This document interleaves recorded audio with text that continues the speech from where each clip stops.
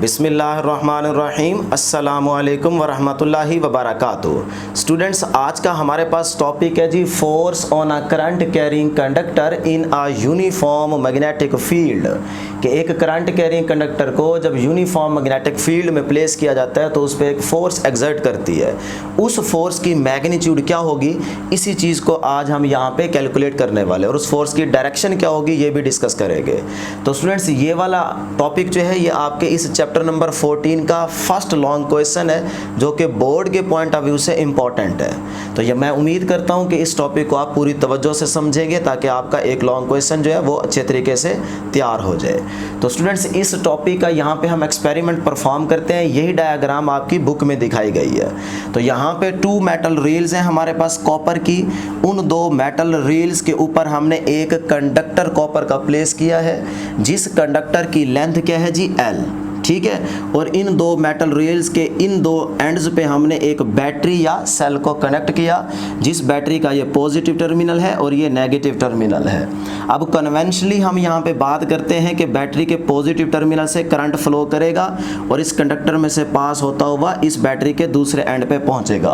तो इस तरह ये हमारे पास लूप क्या हो जाएगा जी, कंप्लीट हो जाएगा। तो स्टूडेंट्स, जैसे ही इस कंडक्टर में से करंट पास करेगा तो इस कंडक्टर के अराउंड मैग्नेटिक फील्ड पैदा हो जाएगा। ये चीज़ हम पहले के टॉपिक में डिस्कस कर चुके हैं। अब यहाँ पे छोटी सी एक और बात याद रखिएगा कि अक्सर स्टूडेंट्स के माइंड में ये बात होती है कि शायद ये 2 मेटल रेल्स यहाँ से भी कनेक्ट की गई हैं आपस में। अगर बुक की डायग्राम देखें तो वो ये समझते हैं कि ये जो 2 मेटल रेल्स हैं ये आपस में यहाँ पे कनेक्ट की गई है। ऐसा नहीं है, बल्कि यहाँ पे ये मेंशन किया जा रहा है कि ये कंडक्शन रेल्स हैं, ठीक है। तो यहाँ से ये आपस में कनेक्ट है सेल या बैटरी के साथ। यहाँ पे ये आपस में कनेक्ट नहीं है बल्कि इस कंडक्टर में से करंट पास करेगा, ठीक है जी। तो अब स्टूडेंट्स, हम चैप्टर नंबर 12 में एक चीज़ डिस्कस कर चुके हैं कि जब चार्ज हमारे पास 2 होते हैं तो तब फील्ड इंटरैक्ट करता है। तो अब यहाँ पे भी गौर कीजिएगा कि इस कंडक्टर में से जब करंट फ्लो करेगा तो इस कंडक्टर के अराउंड मैग्नेटिक फील्ड पैदा हो जाएगा। वो मैग्नेटिक फील्ड जब इस हॉर्स मैग्नेट के मैग्नेटिक फील्ड से इंटरैक्ट करेगा तो तब इस कंडक्टर पे एक फोर्स एक्सर्ट होगी। उस फोर्स की वजह से ये कंडक्टर इन मेटल रेल्स के ऊपर क्या करेगा जी, मूव करेगा, ठीक है। तो इसका मतलब जब इस हॉर्स मैग्नेट का मैग्नेटिक फील्ड इस कंडक्टर के मैग्नेटिक फील्ड से इंटरैक्ट करेगा तो इस कंडक्टर पे एक फोर्स एक्सर्ट होगी। उस फोर्स की मैग्नीट्यूड क्या होगी, उस फोर्स की मैग्नीट्यूड हम यहाँ पे कैलकुलेट करेंगे और उस फोर्स की डायरेक्शन क्या होगी, मतलब ये कंडक्टर किस तरफ मूव करेगा, इस डायरेक्शन में मूव करेगा या इस डायरेक्शन में मूव करेगा, ये डायरेक्शन भी हम यहाँ पे डिस्कस करेंगे। वो डिपेंड करता है कि आपने यहाँ पे करंट की डायरेक्शन क्या ली है। तो करंट की डायरेक्शन को देखते हुए हम ये बात करेंगे कि कंडक्टर इस डायरेक्शन में मूव करेगा या उस डायरेक्शन में मूव करेगा। तो ये हम यहाँ पे राइट हैंड रूल अप्लाई करके फोर्स की डायरेक्शन को डिस्कस करेंगे, देखेंगे। तो अभी हम ये कहते हैं कि जब 2 फील्ड इंटरैक्ट करेंगे तो इस कंडक्टर पे फोर्स एक्सर्ट होगी। उस फोर्स की मैग्नीट्यूड क्या होगी, मींस कि वो फोर्स किन फैक्टर्स पे डिपेंड करेगी, किन पैरामीटर्स पे डिपेंड करेगी, उस चीज़ को हम यहाँ पे डिस्कस कर लेते हैं, ठीक है। फिर डायरेक्शन हम बाद में देखते हैं। तो अब student, dependence of the force को डिस्कस करते हैं कि सबसे पहला पॉइंट है जी force directly proportional to the I. मतलब अगर यहाँ पे मेरे पास करंट आई है, इसको मैं डबल कर देता हूँ, 2i कर देता हूँ, तो उसका मतलब क्या होगा कि ये जो हमारे पास कंडक्टर है यहाँ से करंट को डबल करने से यहाँ पे जो कंडक्टर की स्पीड है वो बढ़ जाएगी। तो अगर स्पीड बढ़ जाएगी तो इसका मतलब क्या बनता है कि इस कंडक्टर पे फोर्स ज़्यादा लग रही होगी। तो मैं कह सकता हूँ कि जो फोर्स है वो डायरेक्टली प्रोपोर्शनल होगी जी करंट के। इसी तरह सेकेंडली मैं ये बात कर सकता हूँ कि अगर इस मैग्नेट की जगह मैं एक बड़ा मैग्नेट यूज़ करता हूँ तो इसका मतलब यहाँ पे फिर मैग्नेटिक फील्ड की स्ट्रेंथ बढ़ जाएगी। तो मैग्नेटिक फील्ड की स्ट्रेंथ बढ़ेगी तो इस कंडक्टर पे फोर्स भी ज़्यादा लग रही होगी और ये जिसकी वजह से तेज़ी से मूव करेगा। तो मैं कह सकता हूँ सेकेंड स्टेप में कि जो फोर्स है वो डायरेक्टली प्रोपोर्शनल है जी बी के, कि अगर यहाँ से मैग्नेटिक फील्ड आप बढ़ाते हैं तो फिर फोर्स भी बढ़ जाएगी। थर्ड नंबर पे मैं ये बात कह सकता हूँ कि जो कंडक्टर की लेंथ है inside of the magnetic field, अगर आप उसको इंक्रीज करते हैं लेंथ को, कंडक्टर की लेंथ को, तो तब भी आपकी जो फोर्स है वो इंक्रीज हो जाएगी। लास्ट में हमारे पास नंबर 4 बड़ा इंपॉर्टेंट पॉइंट है कि जो फोर्स है वो एंगल पे भी डिपेंड करती है। तो force directly proportional to the sine alpha. याद रखिएगा कि अगर यहाँ पे फोर्स इस कंडक्टर के पैरेलल या एंटी पैरेलल अप्लाई हो रही होगी तो तब ये कंडक्टर इन रेल्स के ऊपर मूव नहीं करेगा। अगर एंगल 0 या 180 होगा तो तब ये कंडक्टर इन रेल्स के ऊपर मूव नहीं करेगा। इसके अलावा कोई और एंगल होगा तो फिर ये कंडक्टर मूव कर सकता है। फॉर एग्जांपल अगर एंगल 30 है तो फिर ये कंडक्टर इन रेल्स के ऊपर कम स्पीड से मूव करेगा। अगर आप एंगल इंक्रीज करते हैं, अगर एंगल इंक्रीज करते हैं 60 करते हैं तो फोर्स बढ़ जाएगी, मतलब इस कंडक्टर की स्पीड बढ़ जाएगी। अगर आपके पास एंगल 90 है तो फिर इसका मतलब ये कंडक्टर जो है वो मैक्सिमम स्पीड से मूव करेगा, मतलब फिर फोर्स की वैल्यू मैक्सिमम आएगी। ठीक है, तो यहाँ पे जो हमारे पास कंडक्टर है वो इस मैग्नेटिक फील्ड के परपेंडिकुलर प्लेस किया गया है। तो ये चीज़ भी आगे चल के आपको बताते हैं। तो अब स्टूडेंट्स अगर हम इन 4 इक्वेशंस को कंबाइन करें, और याद रखिएगा कि यहाँ पे जो अल्फा एंगल यूज़ किया जा रहा है ये L और B के बिटवीन होगा, और L की जो डायरेक्शन है वो वही होगी जो हमारे पास करंट की डायरेक्शन है। ठीक है, तो इन 4 इक्वेशंस को अगर हम कंबाइन करें तो हमारे पास एक और इक्वेशन आगे जी, वो ये बनती है F directly proportional to the ILB sine alpha. अब स्टूडेंट्स यहाँ पे अगर मैं इस प्रोपोर्शनैलिटी के साइन को हटाकर एक कांस्टेंट यूज़ करूँ तो वो हमारे पास कांस्टेंट क्या है जी, K। तो मैंने इस प्रोपोर्शनैलिटी के साइन को हटाकर एक कांस्टेंट यूज़ किया जिसका नाम क्या है जी, K। अब इन SI सिस्टम जो K की वैल्यू हमारे पास होती है वो क्या है जी, 1। तो मैं इस K की जगह जब 1 लिखूंगा तो मेरे पास इक्वेशन क्या रह जाएगी, F is equal to ILB sine alpha. तो ये हमारे पास इक्वेशन आ गई A, जो कि बहुत इंपॉर्टेंट है, और ये क्या है, फोर्स की मैग्नीट्यूड आ गई।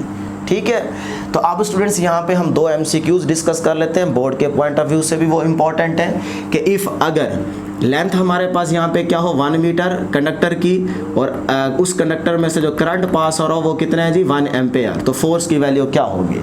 तो फोर्स किसके इक्वल आ जाएगा जी, B साइन अल्फा। I की जगह भी 1 लिखें, L की जगह भी 1, तो F is equal to B sine alpha आ जाएगा।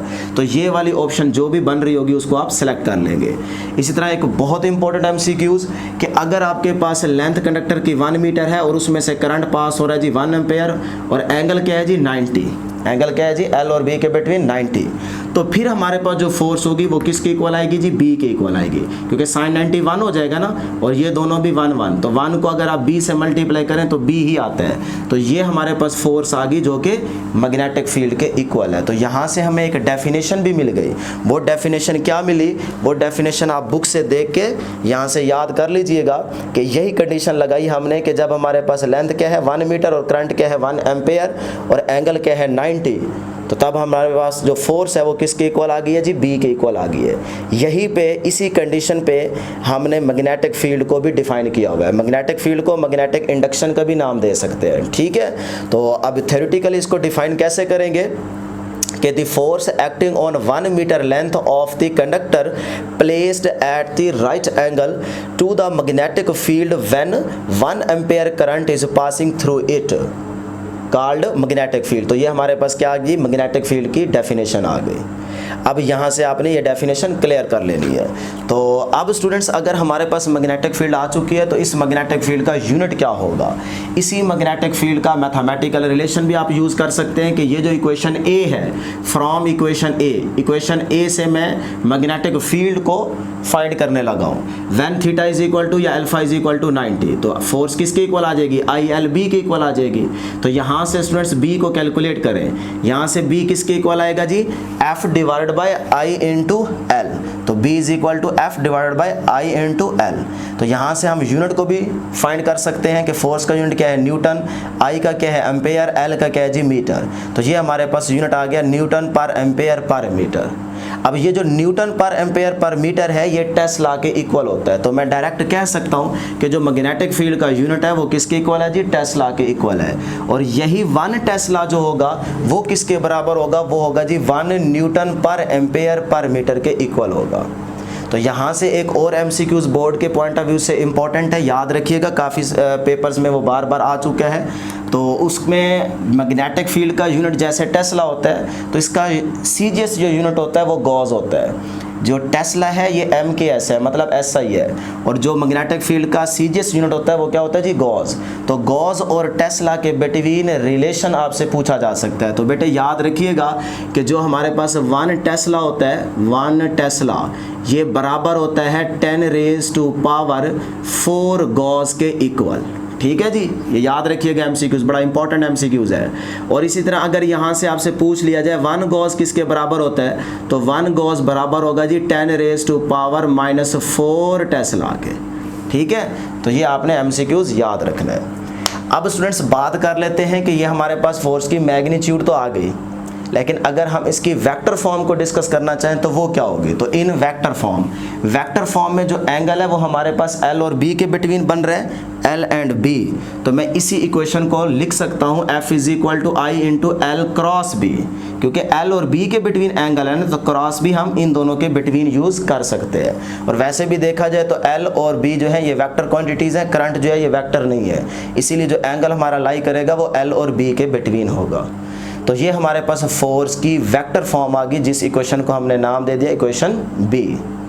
अब यहाँ से हम राइट हैंड रूल देखें ना, अगर यहाँ पे हम गौर करें तो ये क्या है, क्रॉस प्रोडक्ट। तो हम यहाँ पे क्रॉस प्रोडक्ट का राइट हैंड रूल अप्लाई करके फोर्स की डायरेक्शन को देख सकते हैं, डिस्कस कर सकते हैं, मेजर कर सकते हैं। कि यहाँ पे हमने कहा था ना कि जब फील्ड इंटरेक्ट करता है तो इस कंडक्टर पे फोर्स एक्ट करेगी, उस फोर्स की वजह से ये कंडक्टर इन रेल्स के ऊपर मूव करेगा। उस फोर्स की मैग्नीट्यूड तो हमने कैलकुलेट कर ली, इक्वेशन A आ गई, लेकिन अब वो फोर्स किस डायरेक्शन में लग रही है उसकी डायरेक्शन अभी हमें पता नहीं है, जबकि हमें करंट की यहाँ पे डायरेक्शन दी गई है, ये करंट की डायरेक्शन है। तो मैं इजीली यहाँ पे फोर्स की डायरेक्शन फाइंड कर सकता हूँ राइट हैंड रूल अप्लाई करते हुए। ठीक है जी, तो सबसे पहले हम ये यहाँ पे राइट हैंड रूल अप्लाई करते हैं क्रॉस प्रोडक्ट का। तो स्टूडेंट्स यहाँ पे अगर आप गौर से देखें तो ये जो मेटल रेल्स है ना, दो, वो इस तरह की मेटल रेल्स हैं, ये ऐसे, इन दो मेटल रेल्स के ऊपर इस तरह से कंडक्टर को प्लेस किया गया, यानी कि एक मेटल रेल ये आ गई और दूसरी हम ले लेते हैं ये सेकंड, मेरा जो हाथ है ये वाला। तो इस तरह से ये कंडक्टर को प्लेस किया गया मेटल रेल्स के ऊपर। ठीक है, अगर इस तरह से कंडक्टर को प्लेस किया गया है तो इसका मतलब इस कंडक्टर में से करंट की डायरेक्शन ये होगी, याद कर लीजिए, ये करंट की डायरेक्शन होगी। ठीक है, तो अगर ये कंडक्टर इस तरह से प्लेस किया गया है तो इस ब्लू वाले कंडक्टर की जो लेंथ है उसको मैंने यहाँ पे शो किया हुआ है। ठीक है, इस तरह से, और जो इस कंडक्टर के अक्रॉस जो B आ रहा है हमारा वो क्या है, परपेंडिकुलर, मतलब ये कंडक्टर इस तरह से रखा गया है और जो मैग्नेटिक फील्ड है उसकी डायरेक्शन ये है। तो मैग्नेटिक फील्ड में कंडक्टर को परपेंडिकुलर प्लेस किया गया है, तो दोनों के बिटवीन एंगल क्या आ रहा है जी, 90। तो बेसिकली ये कंडक्टर की लेंथ U है ना, तो मैंने यहाँ पे शो की हुई है, उसी चीज़ को मैंने यहाँ पे क्लियरली आपको दिखाया है कि ये जो लेंथ और B है ये आपस में क्या है, परपेंडिकुलर, मतलब इस कंडक्टर को इस यूनिफॉर्म मैग्नेटिक फील्ड में परपेंडिकुलर प्लेस किया गया है। तो दोनों जो बन रहे हैं हमारे पास वेक्टर फॉर्म में वो इस तरह से आ रहे हैं। ठीक है, देख सकते हैं आप, ये कंडक्टर रखा गया है, ये मैग्नेटिक फील्ड आ गया, तो दोनों परपेंडिकुलर है। यही चीज़ मैंने यहाँ पे शो की हुई है, आप देख सकते हैं। तो अगर यहाँ पे गौर से देखें तो ये L आ गया, ये B आ गया। अब स्टूडेंट्स यहाँ पे एंगल कितने बन रहे हैं, दो, पॉसिबल एंगल कितने बन रहे हैं जी, दो। एक हमारे पास ये स्मॉल एंगल है 90 और दूसरा क्या है जी 270। तो हमने फर्स्ट ईयर में पढ़ा था कि हम एंगल वो यूज़ करेंगे जो हमारे पास स्मॉल एंगल होगा। तो स्मॉल एंगल ये है, तो हम इस एंगल को यूज़ करेंगे, इसको यहाँ पे इग्नोर करेंगे। तो स्मॉल एंगल को यूज़ करते हुए मैं L को B की तरफ मूव करवाऊँगा।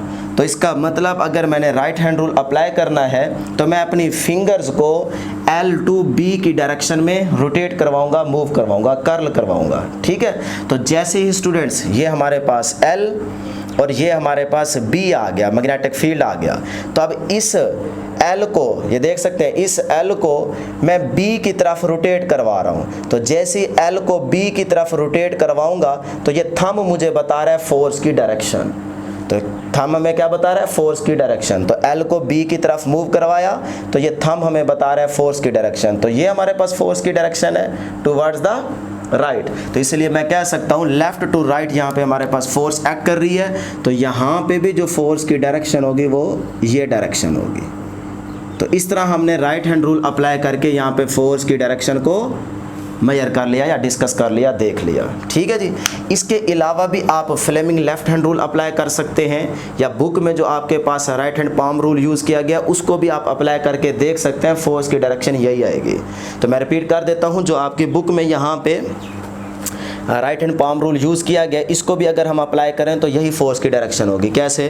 देखिए हमारे पास जो करंट की डायरेक्शन है कंडक्टर में, उसकी डायरेक्शन, करंट की डायरेक्शन में अपना थंब सेट करें और फील्ड की डायरेक्शन में आप अपनी फिंगर सेट करें, तो ये आपका जो पाम है ये आपको बताएगा फोर्स की डायरेक्शन।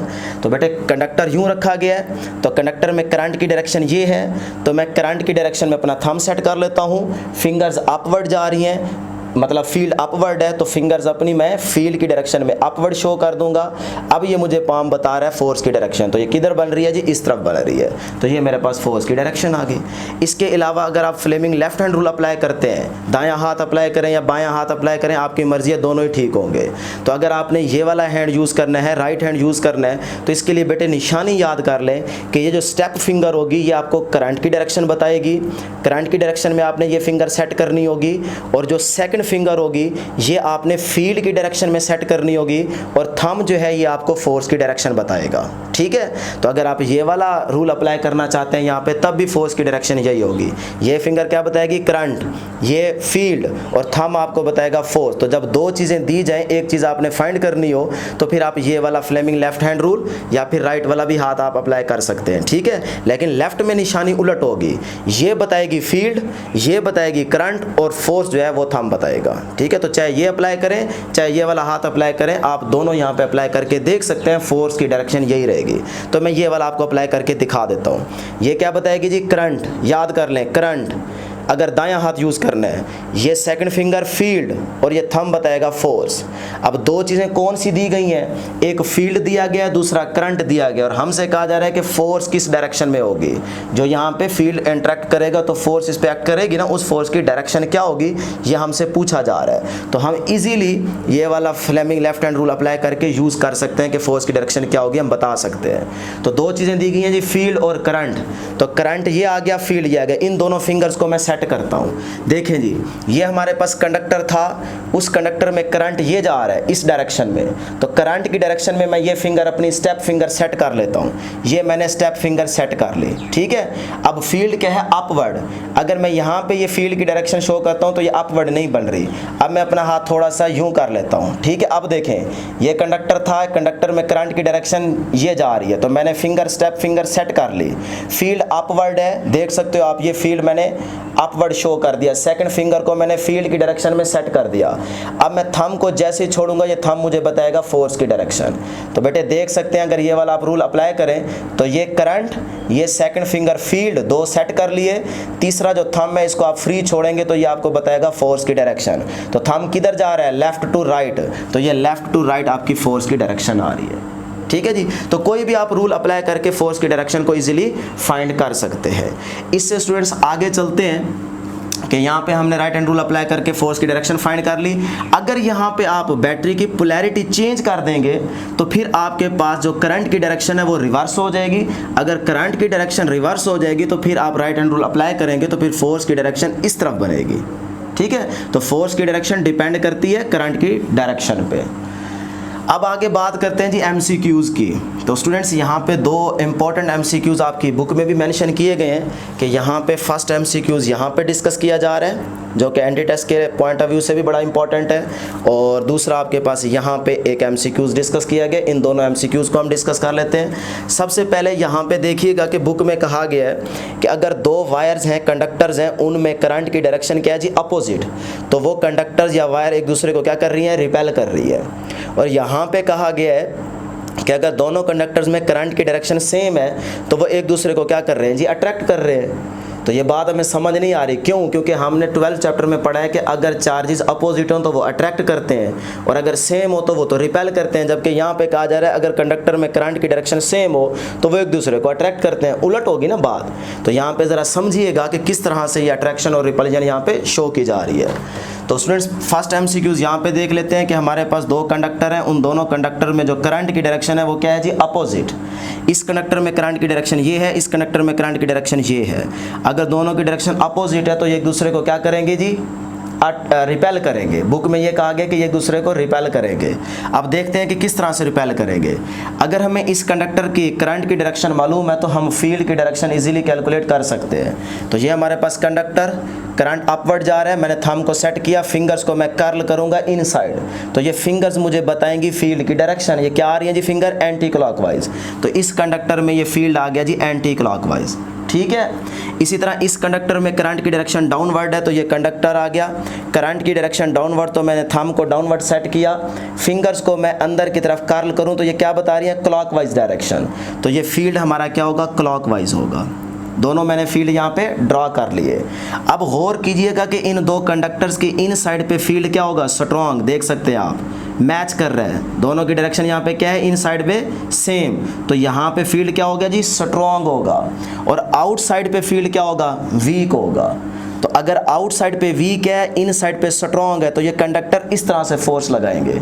इसका मतलब ये वाला कंडक्टर फोर्स लगाएगा इस डायरेक्शन में, ये वाला कंडक्टर फोर्स लगाएगा इस डायरेक्शन में। तो ये दोनों क्या कर रहे हैं, एक दूसरे को रिपेल कर रहे हैं। तो इस तरह हमने यहाँ पे फील्ड को ड्रा करके देखा कि इन साइड फील्ड स्ट्रॉन्ग है, आउट साइड वीक है, तो ये एक दूसरे को क्या कर रहे हैं जी, रिपेल कर रहे हैं।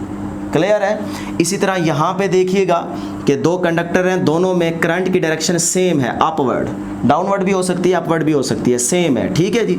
अब वही काम दोबारा करेंगे। अगर करंट की डायरेक्शन अपवर्ड है तो फील्ड की डायरेक्शन क्या होगी इसके अराउंड, एंटी क्लॉकवाइज। तो ये मैंने एंटी क्लॉकवाइज ड्रा कर दिया। इसी तरह यहाँ पे भी अपवर्ड डायरेक्शन है, तो ये फील्ड क्या होगा, एंटी क्लॉकवाइज। अब गौर से देखिएगा कि इन साइड फील्ड क्या है, एक दूसरे को अपोज कर रहे हैं, तो इसका मतलब इन साइड कंडक्टर के बिटवीन या इन साइड जो फील्ड होगा वो क्या होगा जी, वीक होगा, क्योंकि कैंसिल कर रहे हैं ना एक दूसरे को। और आउट साइड पे फील्ड क्या होगा, स्ट्रॉन्ग होगा। अगर आउट साइड पे स्ट्रॉन्ग होगा तो वो फोर्स यूं लगाएगा कंडक्टर, और ये वाला जो कंडक्टर होगा ये फोर्स यूं लगाएगा, तो एक दूसरे को क्या कर रहे हैं, ये अट्रैक्ट कर रहे हैं। तो बाहर से फोर्स स्ट्रॉन्ग है और अंदर क्या है, वीक, तो strong to weak force apply होती है। तो इसका मतलब ये वाला फोर्स यूं लगाएगा और ये वाला फोर्स यूं लगाएगा, तो एक दूसरे को क्या करेंगे, अट्रैक्ट करेंगे। तो इसीलिए हमने यहाँ पे दिखाया आपको कि ये क्या कर रहे हैं जी, एक दूसरे को अट्रैक्ट कर रहे हैं। तो ये बड़ा इंपॉर्टेंट एमसीक्यूज है, आपने अपने माइंड में रखना है। लास्ट एमसीक्यूज यहाँ पे डिस्कस कर लेते हैं, लेकिन इससे पहले आपने बुक में एक और चीज़ याद रखनी है। यहाँ पे दिखाया गया जी साइन कन्वेंशंस, कि अगर ये डॉट से रिप्रेजेंट किया जाए फील्ड को या करंट को, तो उसका मतलब होगा कि आउट टू दी पेज है उसकी डायरेक्शन। अगर इस तरह से क्रॉस से दिखाया जाए, क्रॉस से, तो इसका मतलब क्या होगा, इन टू द पेज। आप फील्ड भी ले सकते हैं, करंट भी ले सकते हैं। तो अगर हमारे पास डॉट का फील्ड होगा तो इसका मतलब क्या होगा, उस फील्ड की डायरेक्शन क्या है, आउट टू द पेज। और अगर क्रॉस वाला फील्ड होगा तो उसका मतलब क्या होगा, उसकी डायरेक्शन क्या होगी, इन टू द पेज। क्या मतलब इन टू और आउट टू का, बेटे उसका मतलब ये है कि लेट्स सपोज ये सरफेस है, इस सरफेस में से फील्ड लाइंस यूं पास कर रही हैं। जब ये पास कर रही होंगी, देखें अब इन फील्ड लाइंस की डायरेक्शन क्या है, इन टू द पेज, पेज की तरफ, ठीक है। जब यहाँ से पास होके ये बाहर निकलेंगी तो अब इन फील्ड लाइंस की यहाँ पे डायरेक्शन क्या है, out to the page. Page ये है ना, सरफेस ये है, तो ये अब जा रही हैं out to the page, page से दूर जा रही हैं। और अगर पेज से दूर जा रही हैं तो उनके लिए आप साइन जो यूज़ करेंगे वो डॉट का होगा। तो डॉट हमें क्या बताएगा कि फील्ड लाइंस की जो डायरेक्शन है वो आउट टू द पेज है। और जब ये इन हो रही होंगी तब हमारा मतलब क्या होगा, यहाँ पे क्रॉस क्रॉस आप लगा सकते हैं, तब मतलब होगा कि फील्ड की जो डायरेक्शन है वो इन टू द पेज है। तो क्रॉस के लिए इन टू द पेज और डॉट के लिए आउट टू द पेज, ठीक है। जब भी हमें आउट टू द पेज कहा जाएगा तो हम डॉट कहा जाएगा तो हम अपने फील्ड की direction out to the page set करेंगे उस फिंगर को, और अगर हमें क्रॉस दिया जाएगा तो हम समझ जाएंगे कि फील्ड की डायरेक्शन क्या है, इन टू द पेज है। तो उसी से रिलेटेड यहाँ पे एक एमसीक्यूज बनाया गया, आपकी बुक में मेंशन किया गया है कि स्टूडेंट्स लेट्स सपोज आपके पास एक कंडक्टर है, उस कंडक्टर में करंट की डायरेक्शन क्या है जी, अपवर्ड, ठीक है। तो अगर करंट की डायरेक्शन अपवर्ड है मतलब आउट टू द पेज है, ये पेज है और इस तरह से करंट की डायरेक्शन अपवर्ड है, तो इसका मतलब क्या है, आउट टू द पेज। तो आउट टू द पेज के करंट की डायरेक्शन को शो किया जा सकता है डॉट से, तो मैंने ये डॉट से शो किया हुआ है। तो ये क्या है जी, कंडक्टर में करंट की डायरेक्शन अपवर्ड शो की गई है, जिसको हम डॉट से रिप्रेजेंट कर सकते हैं, ठीक है। तो ये हमारे पास करंट की डायरेक्शन आ गई आउट टू द पेज। और जब करंट की डायरेक्शन अपवर्ड होगी तो उसके अराउंड स्टूडेंट्स फील्ड कैसा आता है, एंटी क्लॉकवाइज। तो यहाँ पे देख सकते हैं ये जो ब्लैक वाले मैंने सर्कल किए हुए ये क्या है, फील्ड की डायरेक्शन है एंटी क्लॉकवाइज। ठीक है, तो कंडक्टर ये करंट की डायरेक्शन अपवर्ड है तो डॉट रिप्रेजेंट किया हुआ है, और फिंगर्स को कर्ल करवाएं तो ये एंटी क्लॉकवाइज आ रही है, तो इसका मतलब ये क्या है, मैग्नेटिक फील्ड की डायरेक्शन है। तो ये दो चीज़ें सेट होगी। अब इसी कंडक्टर को आप एक मैग्नेट के मैग्नेटिक फील्ड में प्लेस कर दें, तो ये देखिए मैग्नेट के मैग्नेटिक फील्ड में मैंने उसी कंडक्टर को प्लेस कर दिया है। तो जाहिर सी बात है अब फील्ड इंटरैक्ट करेगा, तो फील्ड इंटरैक्ट करेगा तो उस कंडक्टर पे फोर्स एक्सर्ट होगी। वो फोर्स की डायरेक्शन क्या होगी, उस फोर्स की डायरेक्शन क्या होगी, वो कंडक्टर किस डायरेक्शन में मूव करेगा, उस फोर्स की डायरेक्शन को हमने यहाँ पे कैलकुलेट करना है। तो स्टूडेंट्स देखें, यहाँ पे जैसे हम उस कंडक्टर को इस मैग्नेटिक फील्ड में प्लेस करेंगे तो हमें देखने को यहाँ पे मिल रहा है कि यहाँ इस साइड पे, लेफ्ट साइड पे फील्ड क्या कर रहा है, सपोर्ट कर रहा है, सेम है। ठीक है, ये वाला फील्ड और ये वाला फील्ड क्या है जी, एक जैसा, तो यहाँ पे स्ट्रेंथ बढ़ जाएगी। यहाँ पे देखें ये वाला फील्ड ऊपर जा रहा है और ये वाला फील्ड नीचे आ रहा है, तो यहाँ पे फील्ड एक दूसरे को कैंसिल कर रहा है। इसका मतलब यहाँ फील्ड वीक है, यहाँ फील्ड स्ट्रॉन्ग है, तो स्ट्रॉन्ग टू वीक की तरफ फोर्स एक्ट करेगी, तो ये हमारे पास फोर्स की डायरेक्शन होगी। तो आप देख सकते हैं स्ट्रॉन्ग टू वीक हमारे पास ये फोर्स एक्सर्ट होगी। तो इस तरह हमने यहाँ पे इस केस में फोर्स की डायरेक्शन को मेंशन करना था, तो ये हमारे पास फोर्स लग रही है जी लेफ्ट टू राइट। ठीक है जी, तो ये थी स्टूडेंट्स हमारे पास आज की डिस्कशन। मैं उम्मीद करता हूँ कि आपको ज़रूर समझ आई होगी। आज के लिए इतना ही, दुआओं में ज़रूर याद रखिएगा। अल्लाह हाफिज़।